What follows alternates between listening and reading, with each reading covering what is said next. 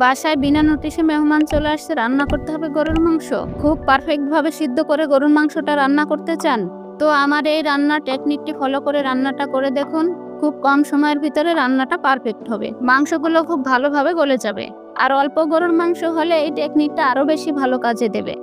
আজকের ভিডিওতে আমি আপনাদের করে দেখাবো গরুর মাংসের সাথে আলু দিয়ে পাতলা ঝোল। তো আর কথা না বলে চলুন কিছু সময়ের জন্য ফ্লেভার জোনে।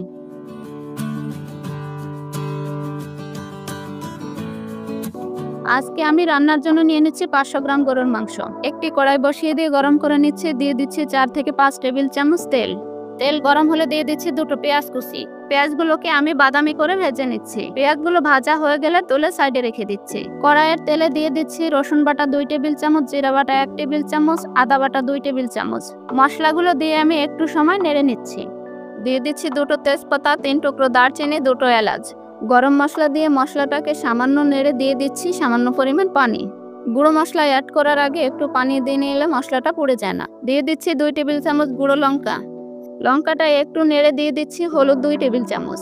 সব মশলা অ্যাড করা হয়ে গেলে মশলাটাকে আমি ভালোভাবে কষিয়ে নিচ্ছি। মশলার সাথে মাংসটা দিয়ে দিলে কিছু সময় নাড়ার পরে মাংস থেকে কিছু পানি ছেড়ে দেয়। মাংসের পানির সাথে আমি মাংসটাকে ভালোভাবে কষিয়ে নিচ্ছি। আমার মাংসটাকে ভালোভাবে ভুনা হয়ে গেলে দিয়ে দিচ্ছি ঝোলের জন্য পানি। আজকের মাংস রান্নাটা আমি একটু ঝোল করে করব। আপনারা মাংসে যতটুকুন ঝোল রাখবেন তার থেকে সামান্য একটু বেশি পানি অ্যাড করে দিন, কারণ মাংসটা আমি কড়াইয়ে রান্না করব না, দিয়ে দেবো প্রেসার কুকারে। নিয়ে নিচ্ছি ছোট্ট একটি প্রেসার কুকার। মাংসটাকে আমি প্রেসার কুকারের ভিতরে ঢেলে দিচ্ছি। অল্প একটু মাংস হলে কড়াইয়ে রান্না করলে প্রচুর সময় লাগে মাংসটা সিদ্ধ হতে, তাই আমি প্রেসার কুকারে দিয়ে খুব কম সময়ের ভিতরে মাংসটাকে সিদ্ধ করে নিব। মাংসটা প্রেসার কুকারের ভিতরে ঢেলে দিয়ে দিচ্ছি 3টে ছোট সাইজের আলু। আলু আপনাদের পছন্দ না হলে স্কিপ করবেন। দিয়ে দিচ্ছি ভেজে রাখা বেরেস্তাগুলো। বেরেস্তাগুলো দেয়া হয়ে গেলে প্রেসার কুকারটা ঢেকে দিচ্ছি। চুলোর হিটটা মাঝারি তাপে রেখে 3 থেকে 4টা শীষ দিয়ে নিচ্ছি। 4টা শীষ দেওয়া হয়ে গেলে চুলোটাকে অফ করে দিচ্ছি। একটি খুন্তির সাহায্যে প্রেসার কুকারের তাপটা বের করে দিয়ে প্রেসার কুকারটা খুলে নিচ্ছি। প্রেসার কুকারটা খুলে আপনাদের যদি মনে হয় ঝোল একটু বেশি রয়েছে, তাহলে 1 মিনিট জাল করে একটু ঝোল আপনারা টানিয়ে নিতে পারেন। ঝোলটা নামিয়ে নেওয়ার আগে দিয়ে দেবো সামান্য জিরার গুঁড়ো। ব্যাস, আমার রান্নাটা রেডি হয়ে গেছে। আপনারা দেখতেই পাচ্ছেন অল্প সময়ের ভিতরে আমার ঝোলটা কত সুন্দর কমপ্লিট হয়েছে।